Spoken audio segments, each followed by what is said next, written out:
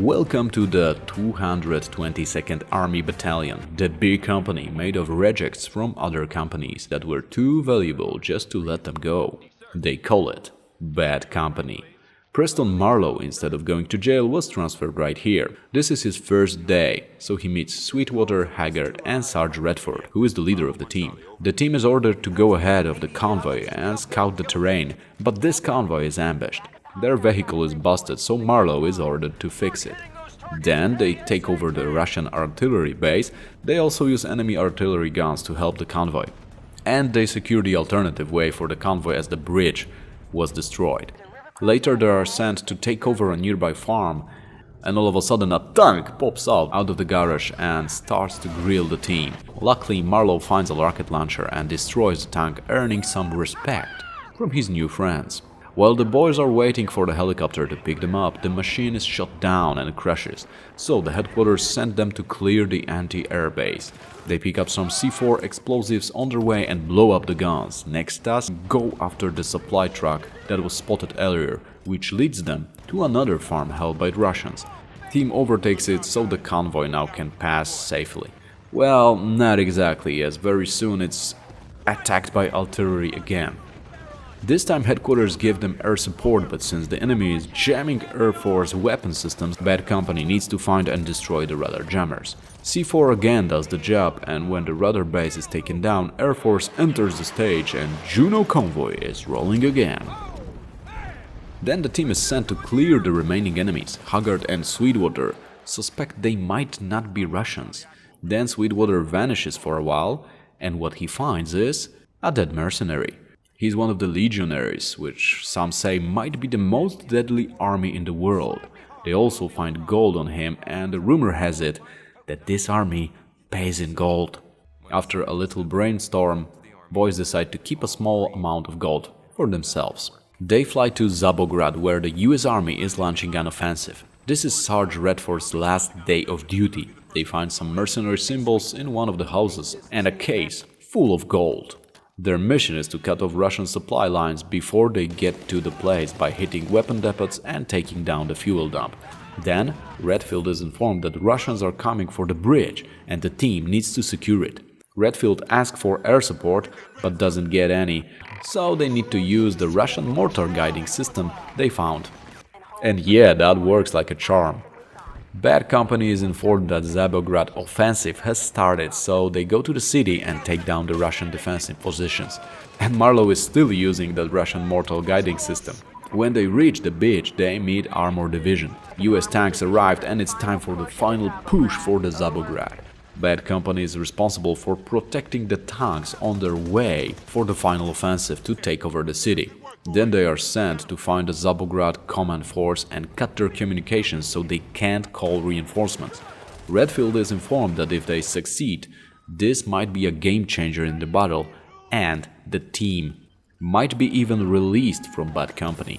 Of course they do the job, but it turns out it was too late, as the backup was called before they accomplished their mission. Now their new priority is to protect the tank in the city square that got stuck under a heavy enemy fire. They cover it until the US reinforcements arrive. As enemy is evacuating their weapons, it's time to push for the harbor.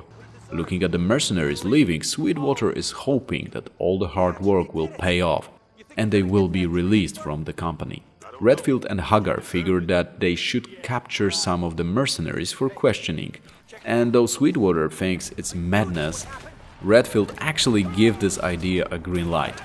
Soon they reach the leaving trucks, but they are already on their way, and there's a gold bar dropping from one of the trucks. So boys decide to use a shortcut to follow them, and they find a place they were heading. But this is a borderline, so they can't follow them further. Or can they? Actually, Haggard decides just to go there, and though it's a neutral zone, Redfield decides to follow him.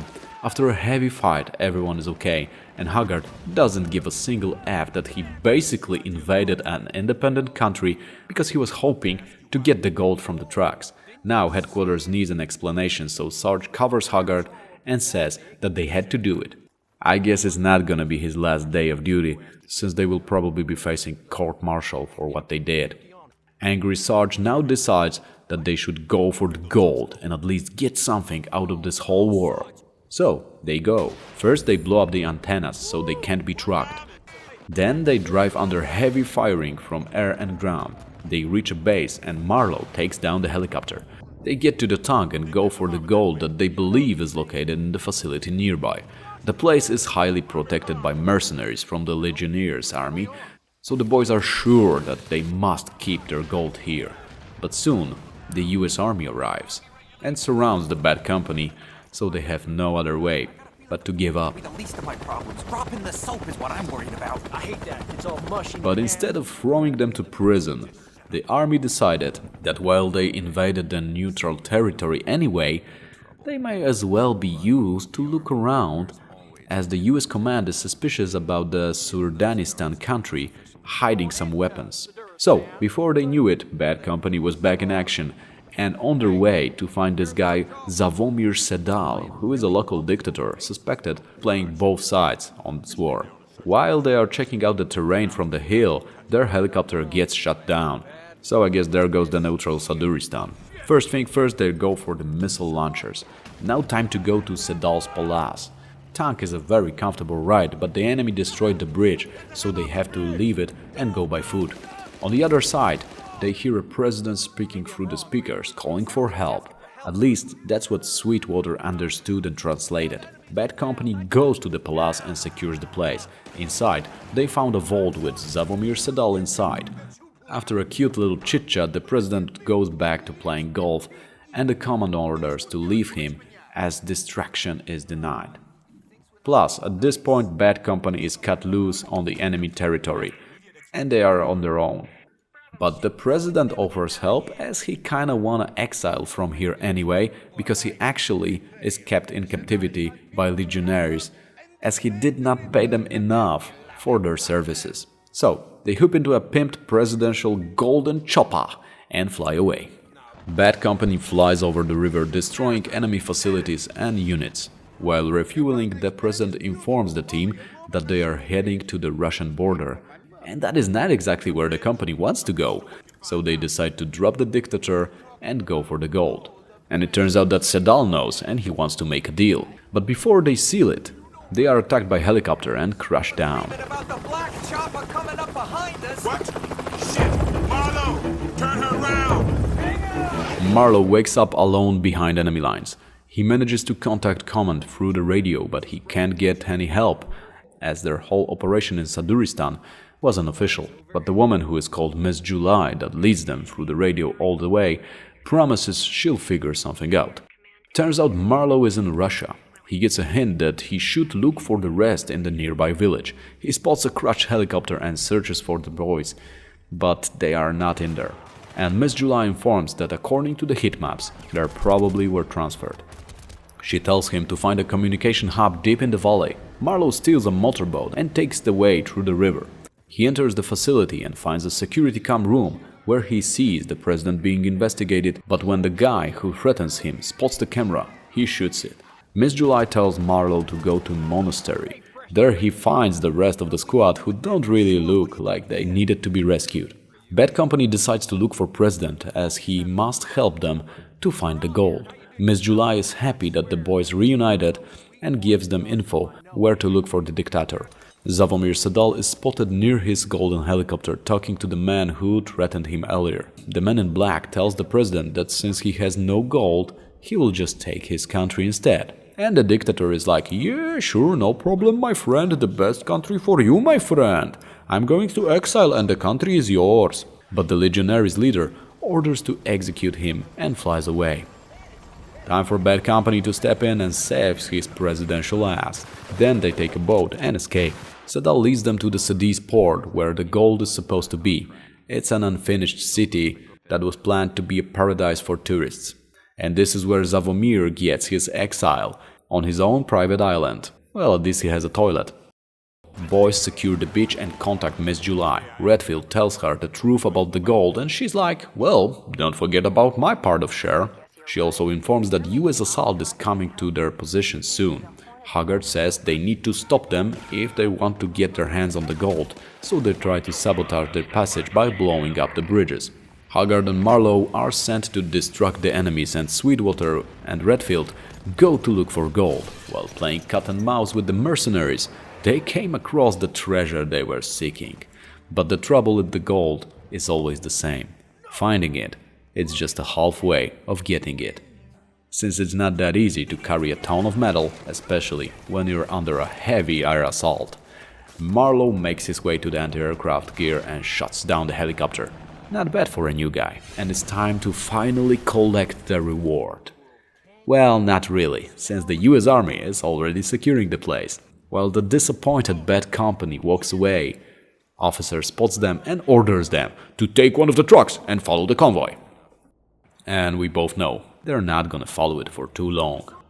There's one more scene showing the mercenaries leader surviving the helicopter crash, and boy, this guy looks so much like Nico from GTA 4, right?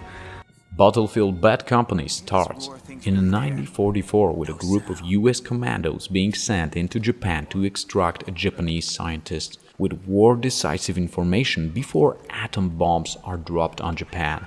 This operation is called Aurora. The team approaches the coast with a motorboat under the shadow of the night. They get stopped by guards in a bunker, and one of two teams is killed, with the other one managing to avoid enemy fire and swim their way to the beach. Soon the bombing starts and commandos use the distraction to sneak on Japanese trenches, and through the jungle they get to the meeting point where they meet the Japanese scientist they are supposed to save. This guy is actually terrified, and he says something about black weapon. But no time to waste, so they move on and reach the airfield. Then they make it to the submarine dock, where they steal one of the Japanese subs. While moving away from the coast, they see a huge explosion behind a mountain, and it produces a shockwave so massive that they are swept. And we don't really know if they were able to survive, but probably not. And what we just saw was the black weapon.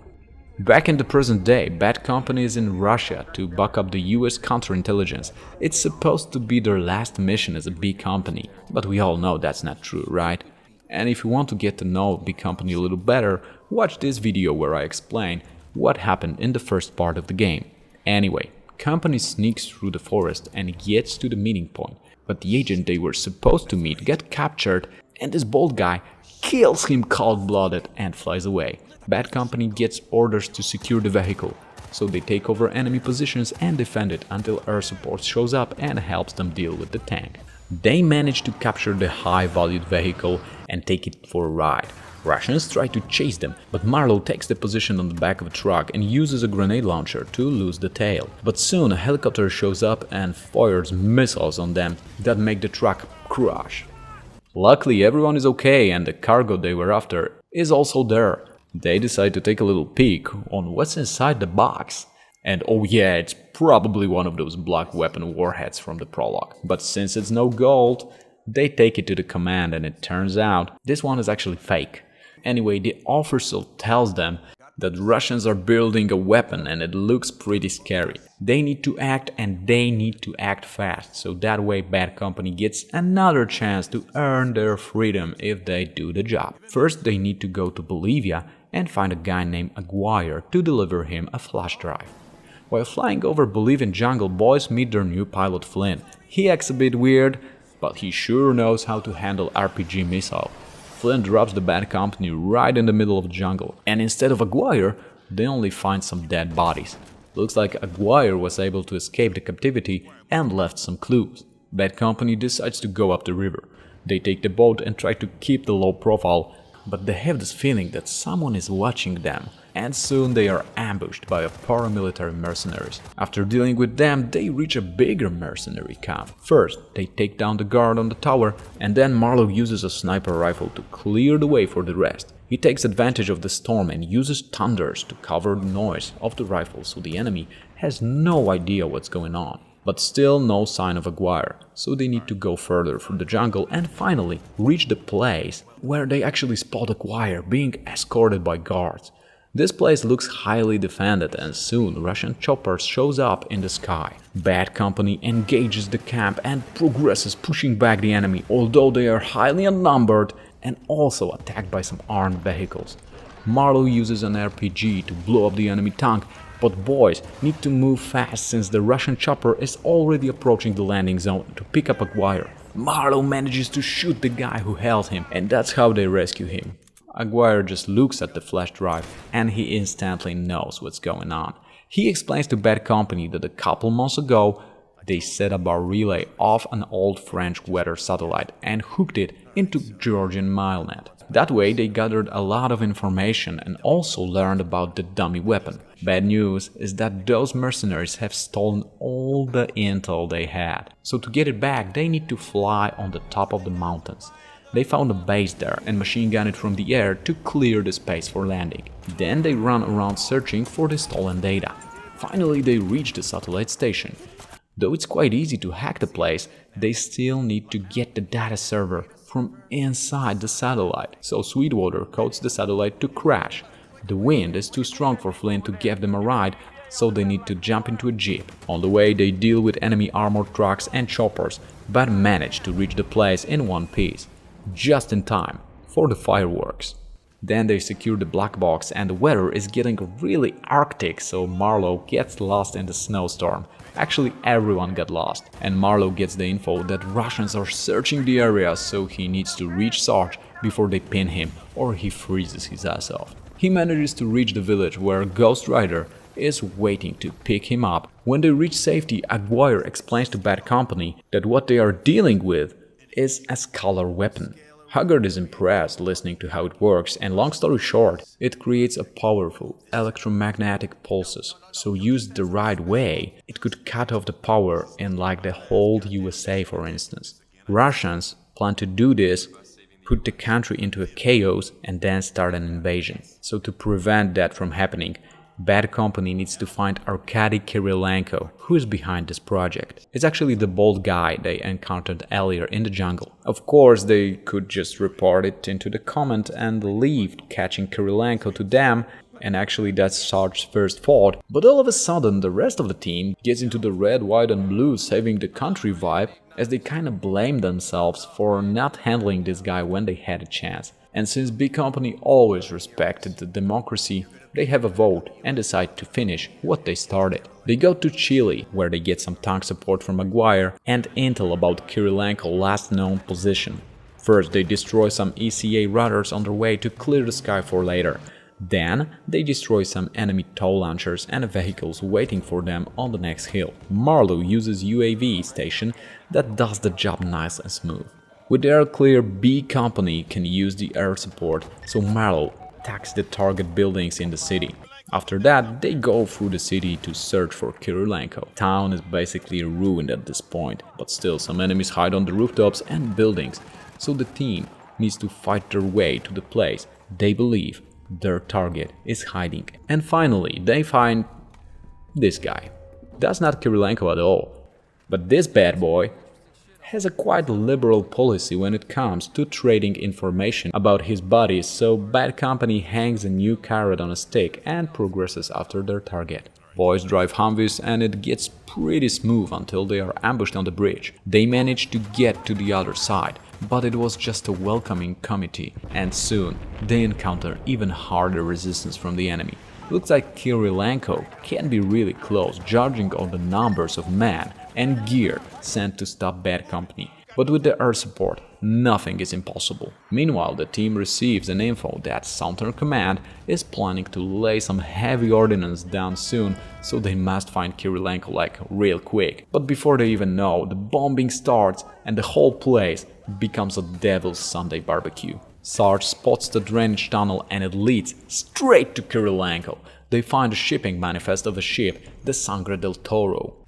Kurilenko knows Aguire sent them, and he actually gives a short admiration speech about the whole plan they had to catch him. But it gets interrupted by an explosion. Kurilenko uses the destruction to escape, and Flynn shows up to pick up the boys. Aguire explains that Sangre del Toro is a ship that went missing, and now somehow it's in the middle of a desert. And no one knows how to get there and what's really on it. Hagar spots the jeep and boys decides to steal it. The driver runs away to a nearby outpost. Turns out Kurilenko's men are also trying to find Sangre del Toro. Bad Company takes over a nearby stronghold and Haggard plugs into a computer found there and finds coordinates of the ship. So the rest grabs a jeep and drives through desert and finds it. Marlow explores the wreckage and finds documents about Aurora operation from 1943. Turns out it was a suicide mission, and Command knew they were sending those men for a sure death. They just wanted to see what the weapon could do. Marlow also finds a strange piece of gear, so the boys fly to meet Aguire and show him the goods. All of a sudden they get hit by javelin, and the weapon falls down, but Marlow jumps and grabs it. Boys land somewhere in the Colombian jungle. Marlow finds Sweetwater hiding in one of the huts. Soon enemies come to look for them, so Marlow gets a sniper spot and manages to survive the heavy enemy attack. They rejoin the rest of the team and are ordered to leave their pilot behind and deliver the compound to the new destruction point. But we both know they're not gonna do that, so they just go and search for Flynn.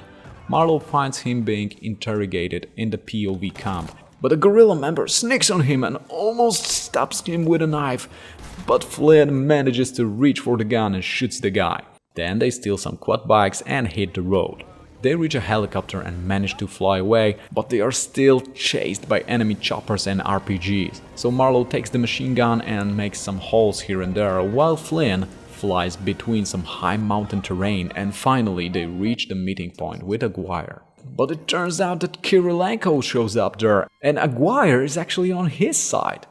He even tries to give them an explanation, but Hijacking tells him to cut the crap and points out that he reacted weird when he heard the name of one of the soldiers killed in action on a mission back in 40s, and this guy had a son and Aguire actually fits his age. So when he found out that the government sent his father on a suicide mission, he kinda lost his nerve and changed sides. Aguire admits it's true, but moments later, Kurilenko just kills him, because I guess that's how he rolls. Thankfully, Flynn shows up and helps B Company by shooting the enemies, but unfortunately his helicopter got a straight hit from a javelin and there's no way he could survive that, so I guess he sacrificed himself to buy Company some time to escape. So Flynn is dead, Aguire is dead, and the weapon component is in the Russian hands. Things are not looking good. Bad Company spots one of the mercenaries in the jungle and Marlow takes him down and gets his radio. Turns out Kurilenko is heading to the harbor, and this might be the last chance to stop this maniac. But to get there, boys need to take a walk through this Venezuelan city, and it's a total war zone.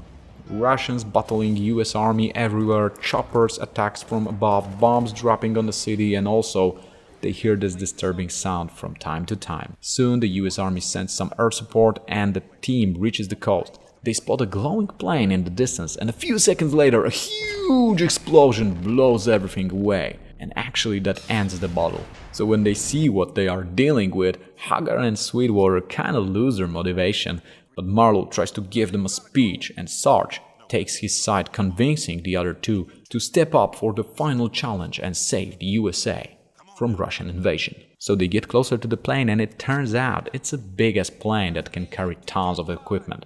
And the way this weapon works is actually makes the ground zero safe from the explosion, so that's how it didn't blow up during the big boom earlier. There's no other way, so the boys decide to hijack the plane. Through the servers they manage to reach the landing zone and they jump on board in the last second. While inside they quickly progress through the cargo deck, but finally they reach a bulletproof window, so they decide to take the other path and take over the cockpit. They believe they will find Kurilenko there, but when they actually reach the place, he is not there. At this point the plane is getting near Texas, and Kurilenko starts speaking to them through the radio. He reveals that the compound they found on the ship is used to generate the shield that protects the plane from the explosion. He is hiding behind bulletproof glass, and blowing it up might destroy the plane, and that basically means suicide. But Bad Company is like, yeah, screw it. And they just go there, place a C4 on the glass, make a hole in it, and destroy the weapon by just shooting at it. Of course, the plane gets damaged and starts falling down, so everyone jumps out of the plane and Marlow kills Kurilenko, while everyone is skydiving. Back on the ground, mission completed, and it looks like Bad Company will finally be released. They are already making some plans, but the officer shows up, and guess what? They are still needed. as the Russians are actually invading the US soil through Alaska. And that's how the game ends.